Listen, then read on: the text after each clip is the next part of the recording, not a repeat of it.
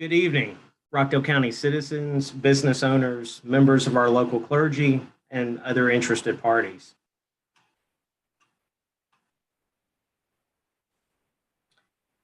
Welcome to this evening's virtual public information session regarding a public facilities authority being proposed by the Rockdale County Board of Commissioners. My name is Jamie Cabe, and it's my privilege to serve as the Chief of Staff for the Rockdale County Board of Commissioners. I will also serve as the presider of this public information session tonight. We are honored to have many professionals available during tonight's information session that will lead the presentation. After the presentation has concluded, I will offer an opportunity for public comment to those that have pre-registered for tonight's session. At the conclusion of public comment, I will offer an opportunity for closing remarks by our Finance Department CFO and financial advisors prior to ending the session. As a reminder to those that may not have had an opportunity to register for tonight's public comment, you still have two other opportunities to provide public comment. Those dates are Thursday, February 17th at 6 o'clock p.m. and on Saturday, February 19th at 10 o'clock a.m. For guidance on how to register for public comment on those dates, please refer to Rockdale County's social media accounts, such as Facebook and Instagram. If you do not have access to social media, please contact our Public Relations Department at 770-278-7009. Citizens are also reminded that they may submit questions about the Public Facilities Authority in advance of those sessions by emailing publicrelations@rockdalecountyga.gov. Again, that's publicrelations@rockdalecountyga.gov. And again, the phone number to our Public Relations Department for those that do not have social media is 770-278-7009. I'll now take a brief moment to introduce the members of our team that will present information to you tonight. First and foremost, we have Executive Director Mark Lewis of the Rockdale County Finance Department, Executive Director Jennifer Rutledge from the Rockdale County Legislative Affairs Department, Executive Director Sue Sanders from the Rockdale County General Services Department, Attorney Roger Murray from Murray, Barnes, Finister, LLP, Mr. David Corbin, Financial Advisor from Terminus Municipal Advisors, and last but not least, Mr. Mac Underwood, Financial Advisor from Terminus Municipal Advisors. At this time, I'd like to turn over the presentation to Mr. David Corbin. Mr. Corbin. Mr. Corbin, you're muted. Sorry about that. Good evening, everyone, and thank you, Mr. Cave, for allowing us to be a part of this presentation tonight. I don't want to make it longer than what it should. Obviously, we're here to talk about Public Facilities Authority. In order to get to that point, what I'd like to do is start off by bringing in Suzanne. What's the need for a PFA, and try to bring some context around this important financing tool and where we're trying to go, what we're trying to achieve at the end of the day. So let me open up with turning this over to Sue Sanders to talk about a little bit about why now, and ultimately what we're trying to accomplish with the whole PFA as a financing tool. Sue. Good evening. My name is Sue Sanders, as previously stated. I'm the Executive Director of General Services for Rockdale County. My department handles all the capital projects, loft, facility, and vehicle acquisition and maintenance for the county. I've been here for 20 years and specifically in charge of facility maintenance for 14 of those 20, and working on the courthouse and government complex expansion since 2017. The number one need and goal for the Public Facilities Authority is the courthouse and government complex. The last expansion for Rockdale County was constructed in the mid-70s when the county's population was less than 30,000.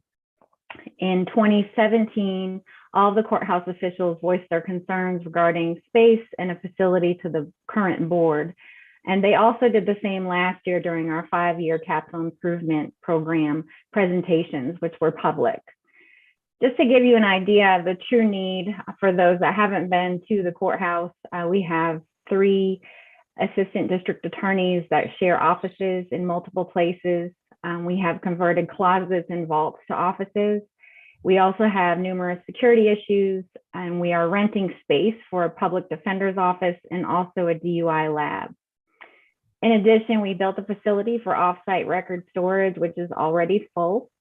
And for our new state court judge, who was appointed earlier this month, he will actually be holding court in our community center at JP Carr, and the jury will deliberate in a storage room behind the stage that we will be cleaning out.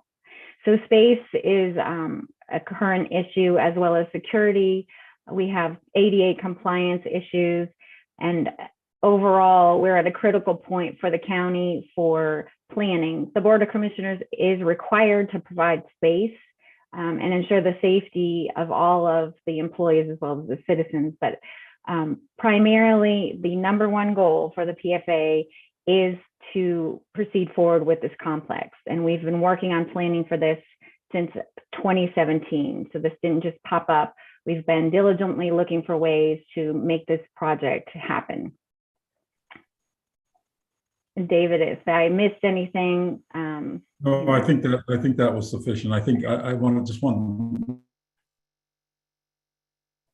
the listening audience and stakeholders had an understanding that the PFA that we're about to talk about is not so much, it's not just another financing tool, but it's really, the goal is to take care of deferred capital and maintenance items that are long overdue, that we now are approaching security and safety issues for employees and for citizens as they use these facilities over a period of time.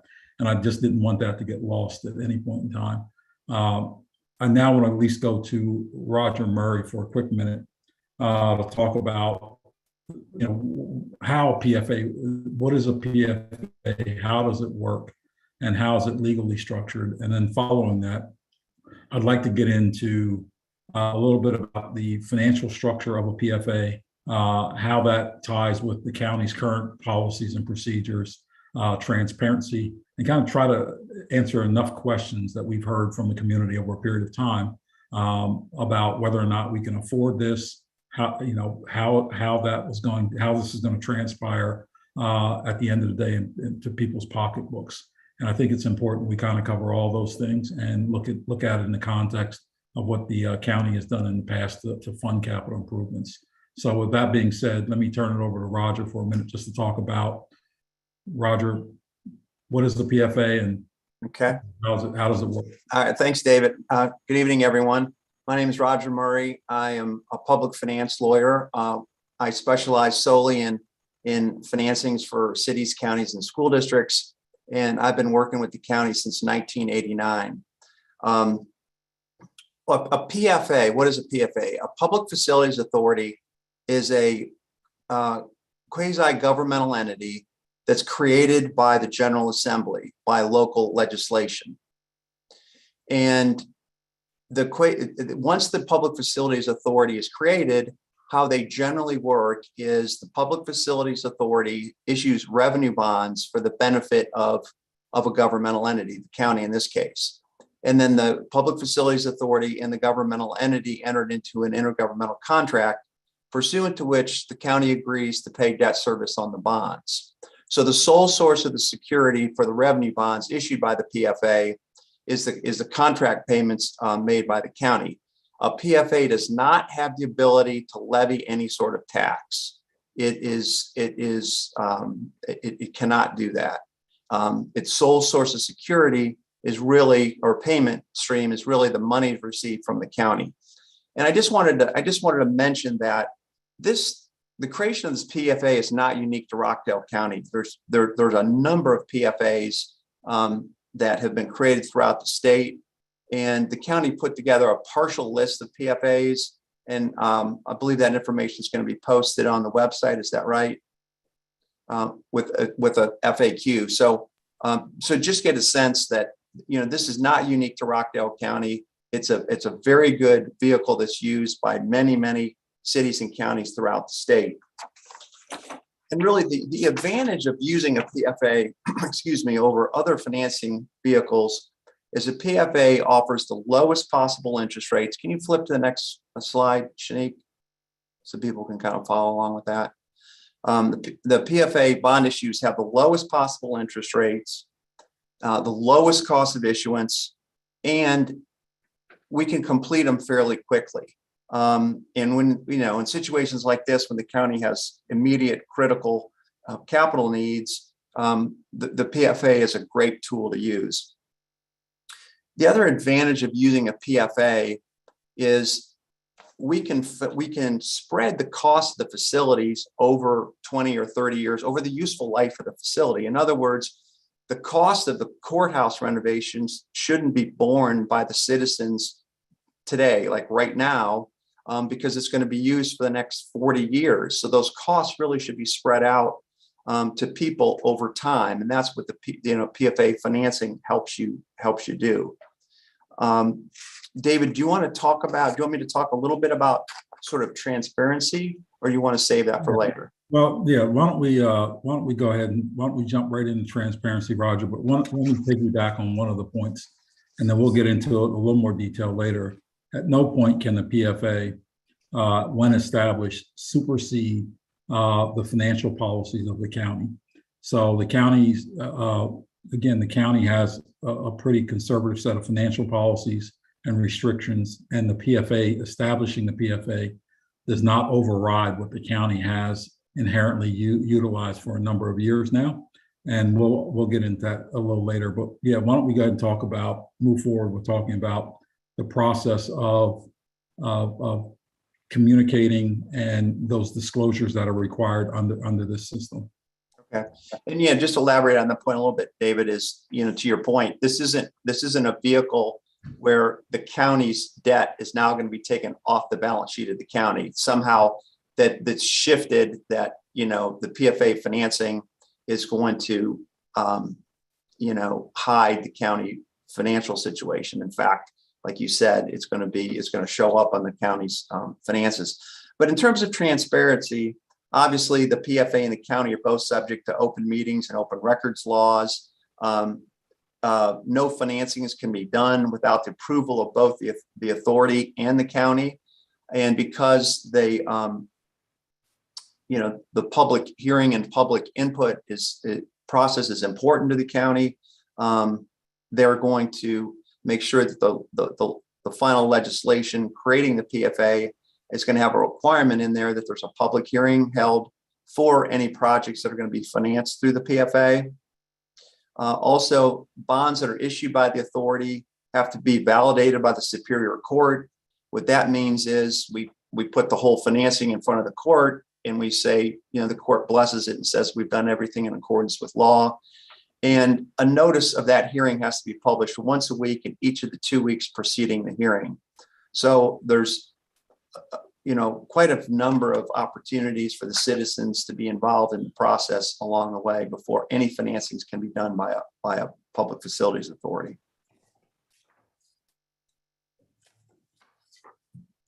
Thank you, Roger.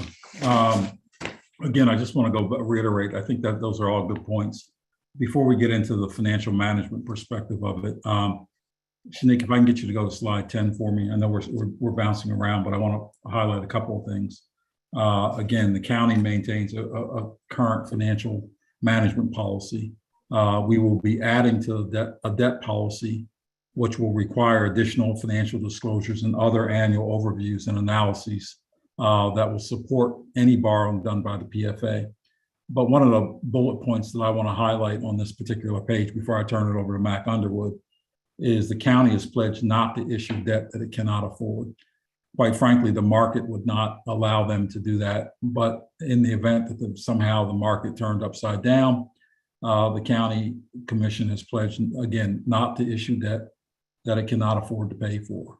The county has maintained a fiscally conservative status as evidenced by the following. Currently, the county has an investment grade rating of AA2 from Moody's, which is a substantial rating in line with a number of municipalities throughout the state. AAA is obviously the highest, but the county does maintain a AA2. Minimum fund balance requirements of 35% of annual gross revenues have been achieved and exceeded historically. So we're maintaining a solid fund balance cushion. And debt service to budget ratio right now is about 1.7%. We've seen it as high in the state as 10 or 12% of budgets. Historically, the county, as we'll see, as Mac Underwood will talk about a little bit, the county has traditionally not funded its capital improvements through bonds. They typically have funded them through operating capital or operating budgets. At this point, the size of the program and what you're trying to do right now requires you to borrow funds. Now, we think, and we feel pretty strong that that borrowing amount can be offset through savings within the operating fund. But I'll let Mac Underwood talk a little bit about that and going forward. So Mac, you want to jump in on that point right there? I will, David. Thanks a lot. I really want to kind of start off by saying that the county does have sound financial management policies. One of those, which is a fund balance reserve policy. That policy, again, states that the county will have 35% annual revenues earmarked towards fund balance reserve. We tested that on the last couple of years. For 2021, the county should have had $27.8 million in fund balance reserves. The county has over $35 million at that time. For 2022, the county should have had $29.3 million in reserves, and the county again had $35 million of reserves. As it relates to the county's financial management practices and policies, as David indicated, the county has an A2 ratings with Moody's. Now, I'd like to point out that one of the things that you have to have when you do a bond issue, you have to take a good look at 5 to 10 years of historical information, and then you have to project out revenues and expenses over the next 5 years to really show that you have proper debt service coverage. That's one of the things that we look for on almost every transaction. And it's stated here on this slide, the county is rated A2 by Moody's, and we have to submit those financial policies and guidelines to the rating agencies for a rating on the county. I want to point out here on this schedule, we're showing all of the debt that has been issued in the past 10 years. And what this shows is there's only been one issue in the past 10 years where the county had used general fund reserves to back that up. You'll see at the bottom of this schedule, the county has issued water refunding bonds, water and sewer refunding and revenue bonds, and stormwater revenue bonds. And what we did on those instances is we took prior year revenue, like for the last 5 years, and made sure that they would meet debt service coverage. And we projected out to make sure that they would meet their service coverage. So the county is in sound financial condition when you look at issuance of debt, and has really taken a conservative approach to issuing new debt going forward. I mean, in the past, so we expect that same practice to continue it going forward.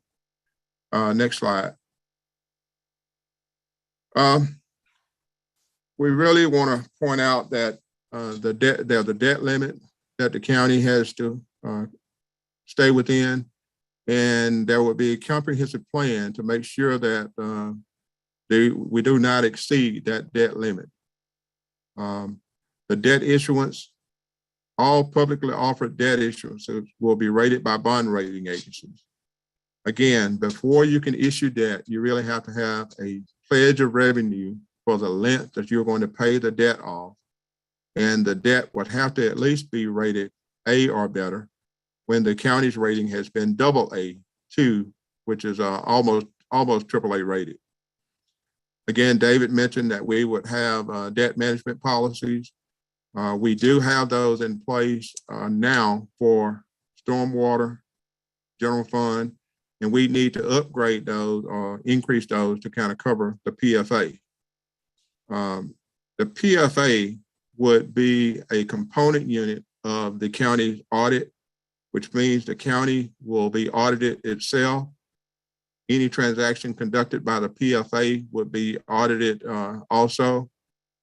That's a benefit to the county, and make sure that any of those financial transactions are reviewed on an annual basis. I also like to point out too that this is separate from the SPLOTS.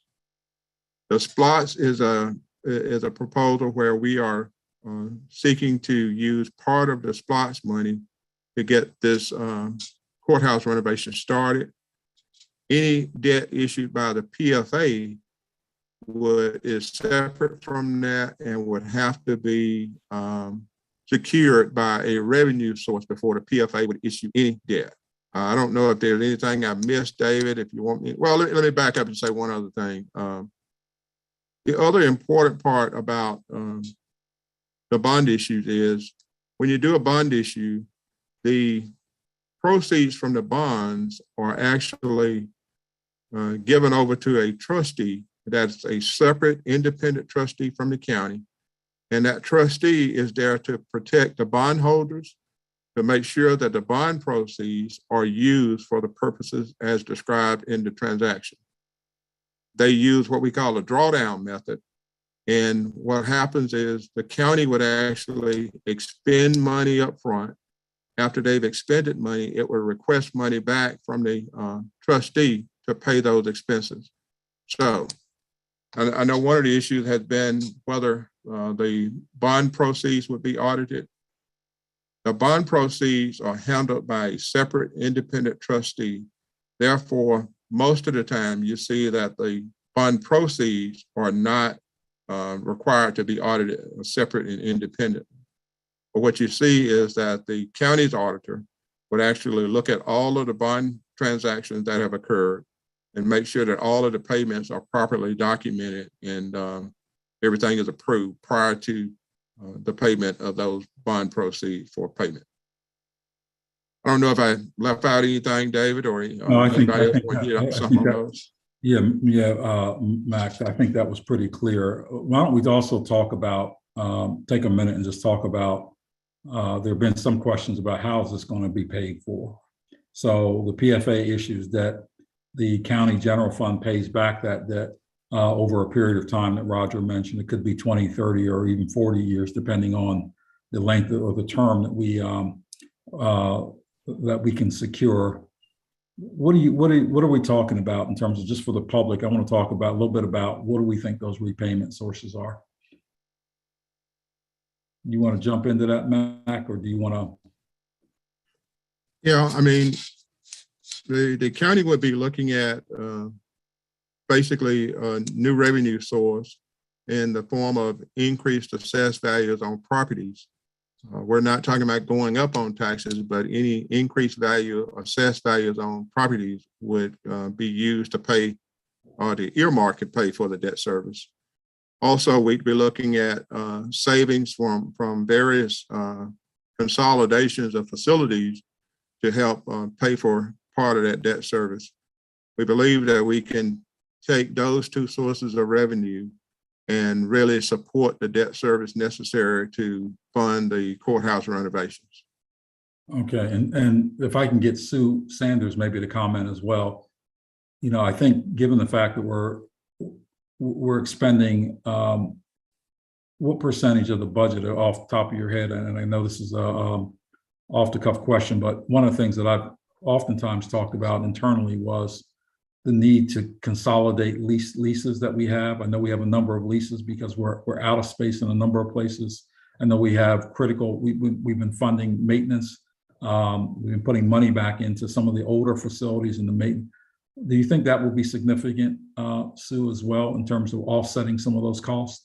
I mean, I guess the point that I want to make for those that are listening is it is a debt service payment that will be due because we are borrowing money. But I think the goal of the commission, as they've stated to all of us, has been, you know what, the goal is not necessarily to go out and raise taxes. We think there are going to be significant savings coming from maintenance costs going down significantly, lease, consolidation of space, and also growth in the digest, generally speaking, through inflation. That we'd like to be able to use all three of those items to basically minimize the impact on citizens going forward. You have any feedback on that, Sue, that you want to add? So definitely, we would reduce 2 lease payments for sure that we're currently paying, as well as the maintenance. We currently have an issue in the administration building. It's a structural issue, but if we move forward with that, we would expend approximately $2 million on an old building that is already too small for us. So those are the types of things that we're dealing with each year. We're finding new things that have to be handled. And rather than putting, new money into old facilities, more cost effective to consolidate and have a newer facility with a warranty of a certain period of time. Well, thank you. And the other thing I want to also point out, when we do our analysis, part of what we also have to factor in, if you're having court in another building separate and apart from where you are, it requires additional staff and additional people to be able to move, to adequately secure those facilities for what they're being used for.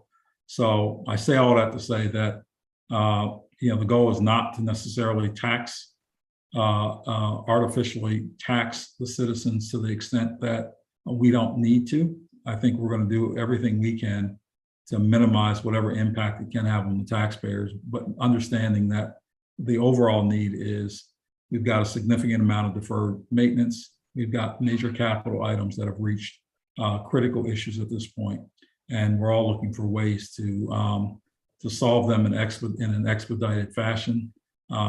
We think the PFA is a wonderful tool that will give the county the ability to get this done efficiently at a very low cost in the market today. Interest rates have never been lower. In addition to that, there's no, I think everybody knows we're trying to make sure this is a very transparent process with public input. And, I think it's the best tool available as, the county's financial advisor. We think it's the best tool available to achieve what you want to achieve at this point in time. And it'd be a great tool for the county to have. So having said that, Chief Jamie Cabe, I'll turn it back over to you now, unless there are any other questions.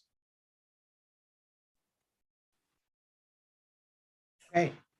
Thank you very much to the members of our team for the very detailed information that you provided during tonight's presentation. I'll now move into the public comment portion of tonight's session. Please note, for the purposes of this session, public comment is limited to 3 minutes per speaker. Comments should be relative to the topic of a public facilities authority and the information presented during this session. Speakers are asked to conduct themselves in an appropriate manner. The use of abusive or profane language shall not be allowed. No debate or argument between speakers and presenters shall be permitted. First on the list to speak tonight is Ms. Charlotte Geller. Ms. Geller? Thank you, Jamie. I appreciate the opportunity to speak tonight. And thank you to everyone who is participating in this meeting. I guess my first question is, in the newspaper, it said the PFA would have the power to issue the revenue bonds to pay for costs of a project within the county, the city, or the school system. Can you explain what that means? And did they ask to be a part of the Public Facilities Authority?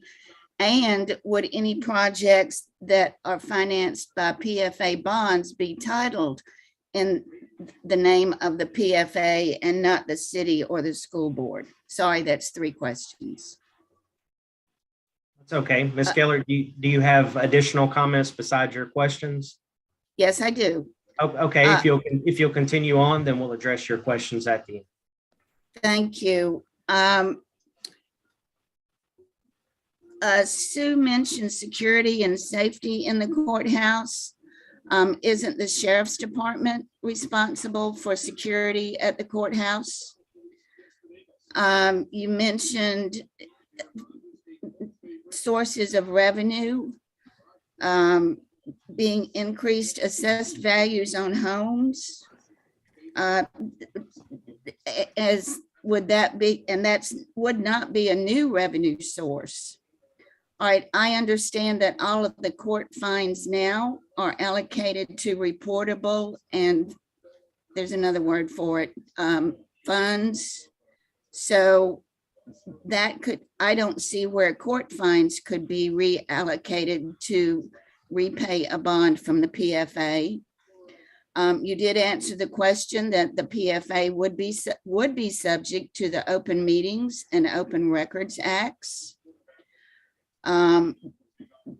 You mentioned a public hearing requirement for any bond issues. I did not see that in the proposed legislation. Would that need to be in the proposed legislation? What is the county's maximum bond amount? A few years ago, I understand that the 140 million that they were asking for would be about 95% of their maximum bonding amount. You're saying that any PFA bond would be payable from the general fund. Again, I don't understand the revenue source for that. And as far as maintenance being to the point it is now, why has no maintenance been done over the last 5 years to keep these buildings maintained? Or if it has, why has it gotten to this point now that you're saying all the buildings need maintenance? And I will stop. Thank you. Ms. Keller, thank you so much for taking the time to not only attend this session, but also to ask some very good questions here tonight. You asked a series of questions, and I'd like to give our professionals an opportunity to address those concerns and any of the questions that we may need to address, perhaps after this call, we're happy to do so as well. But I'd like to start with Executive Director Sue Sanders to address some of the questions that were applicable to her department. Director Sanders. Thank you. So as far as the security items in the courthouse, yes, the sheriff is responsible for the security. However, the Board of Commissioners has to provide the funding for it. So it doesn't just come out of his budget when a capital item is needed. As far as the maintenance, we do perform maintenance on the facilities. We've put on a roof. We've done renovations for the courts. But again, they're older facilities, and one of the larger issues is the space. We are out of space. We're in a courthouse that was built for a population of less than 30,000.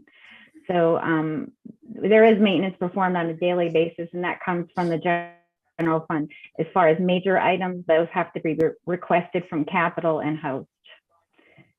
And I think I hit all of my items, TK. Okay, Mr. Corbin, either you or Mr. Underwood or our CFO want to address the questions relating to the finance department?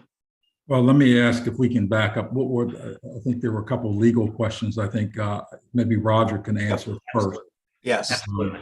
Yep. And those were kind of at the top. So, Ms. Geller, I have to take credit or blame for the inclusion of the city and the county in the PFA legislation. Generally, when we draft these local laws, we figure if we're creating the PFA that it's best to allow it to benefit all the governmental entities in the jurisdiction. So kind of my default mode was to say, well, this is a good thing for the local governments. And so we'll empower it to do something on behalf of the city and the school district also. They did not request that we do that. They weren't driving this process at all. So quite frankly, that was my doing. And we certainly could remove the school board and the city from that legislation should they want to be removed from that legislation. You are absolutely correct in your reading of the current version of the PFA Act. There's not a requirement for a public hearing in there. Honestly, again, that was my fault, if you will. It is not typical to include a public hearing requirement in those acts. Of all the ones I've reviewed, I've never seen a public hearing requirement in there. However, we've learned the importance of to your community of being involved in all aspects. And so I am going to amend that legislation to include the public hearing provision that we mentioned. And as to title to the facilities generally remains in the county or the beneficiary of the financing. It's possible that the PFA can take title to it and then actually sort of lease it back or sell it back to the governmental entity. But the normal process is for the title of whatever's being financed just to stay in the county. So I think those were the main legal questions, David. Thank you, Roger. Chief Cave, David, I want to just smack onto it. I want to really address what you're seeing now. This is the administration building. And what you see here on the screen now is support beams that had to be put in to make sure that the facility is safe. When they finished all of their work and looking at what had to be done, it was estimated more than $2 million of work need to be done in the administration building. Also want you to look at where these beams are placed at. When you look at those beams are 2 feet, 1 inch, close to the wall. And there is no reason for buildings to be in such a condition that you happen to have beams next to the wall. That's just structurally a problem. The other thing that you're seeing in this video is a walkthrough of the courthouse facility.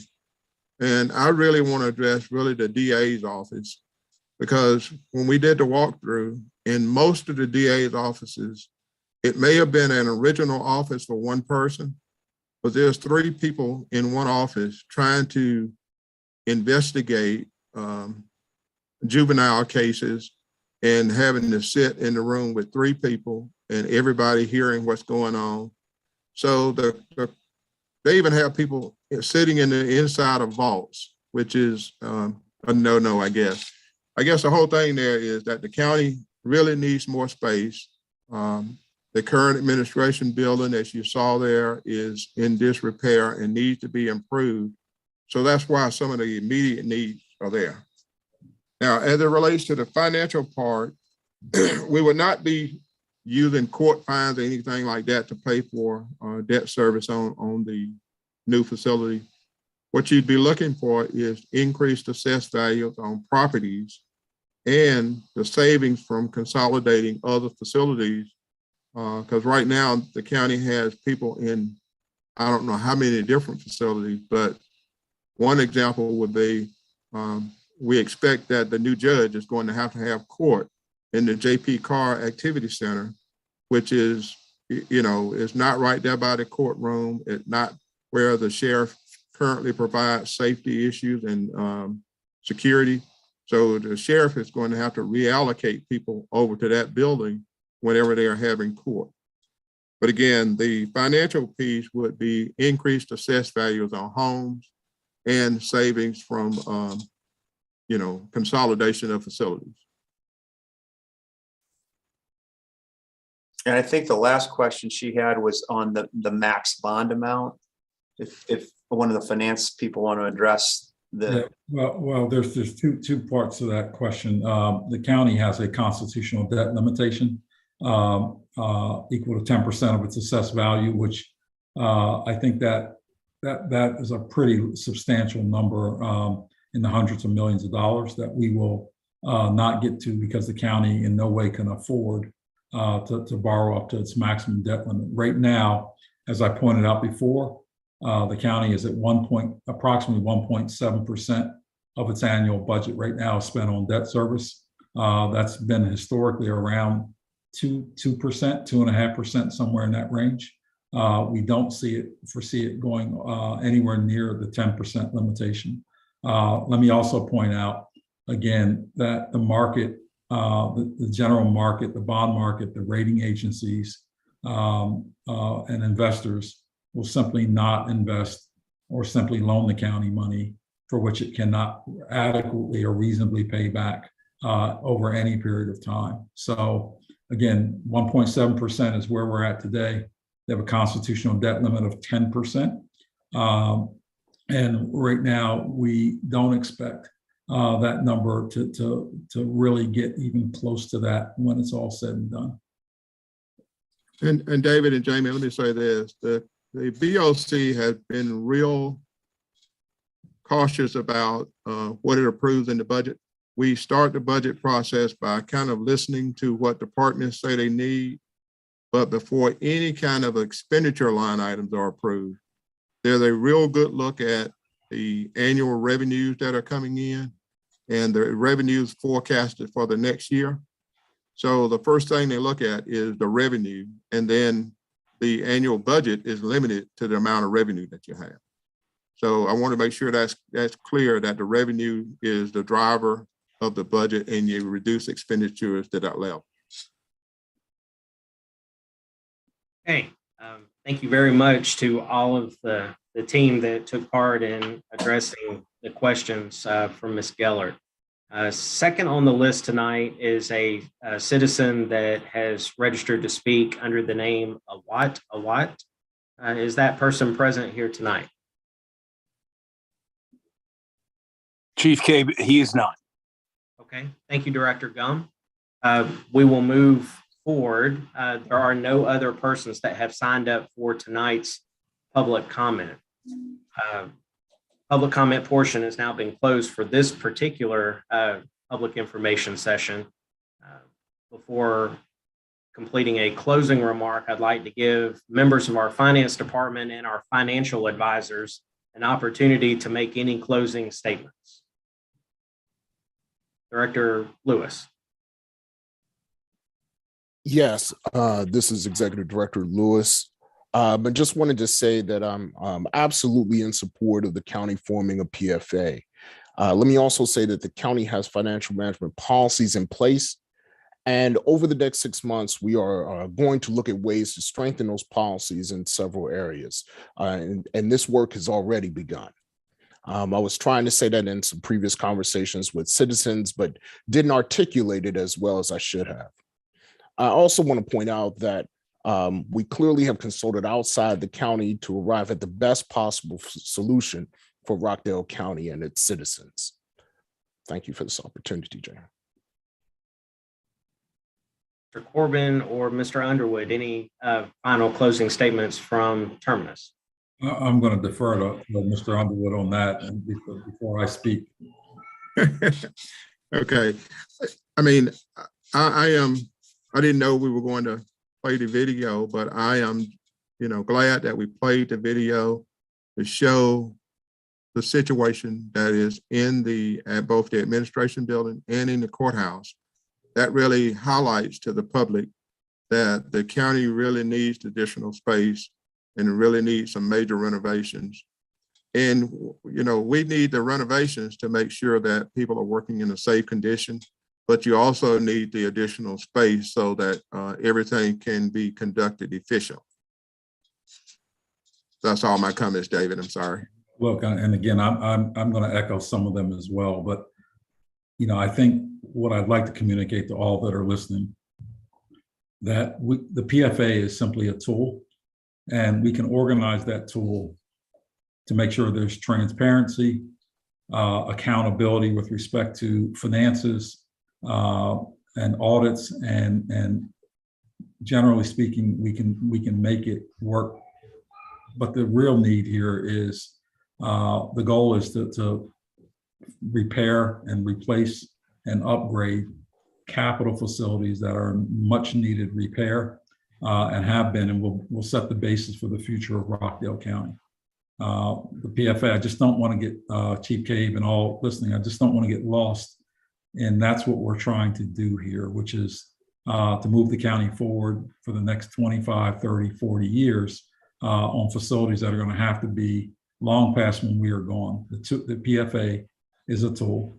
It's used by more than 150 municipalities throughout the state. All of us, most of us on this call have utilized them before. Again, all the protocols and procedures and processes are all in place, and the county has made an additional effort to strengthen them beyond what is required. And I just want to make sure that people understand that at no point in time will the county either go in a different direction from a sense of transparency or try to borrow money that it cannot afford to pay back within a reasonable time period. There are walls and there are protocols in place to basically make sure the commission is accountable to those protocols. And I'll leave it at that and maybe turn it over to Roger Murray. I don't have anything else to add other than I've enjoyed speaking with you all tonight and enjoyed getting the questions and being part of this process. Executive Director Rutledge, any closing remarks or statements that you would like to make? Yes, thank you, Chief Cabe. I just want to add one thing that I heard Ms. Geller mention slightly was the Open Meetings and Open Records Act, that should this PFA come to fruition, it would be treated like any other public body or authority. Their meetings would be open to the public, their records would be open to the public.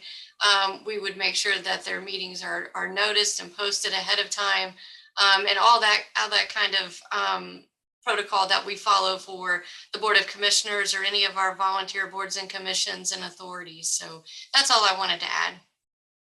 Okay, and last but not least, Executive Director Sanders, final comments? No, I think Mac did a good job when the video popped up. That really speaks for itself. Thank you. All right. Ladies and gentlemen, I would like to mention that the presentation that was shown here today and also a sheet of frequently asked questions will be posted to our website by the close of business on Friday of this week. So if you are wanting a copy of our presentation or a list of frequently asked questions as it relates to public facilities authorities, those will be posted on our website by the end of this week.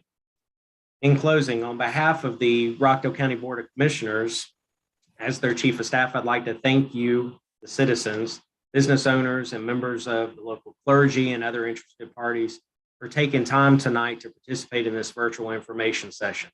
Please remember, for guidance on how to register for public comment for the next two public information sessions, please refer to Rockdale County social media accounts. If you don't have social media accounts or if you don't have access to a website, please call our Public Relations Department at 770-278-7009, or citizens can also email their questions in advance to publicrelations@rockdalecountyga.gov. Again, publicrelations@rockdalecountyga.gov. This concludes this presentation. Thank you very much for your attendance tonight. Have a good evening.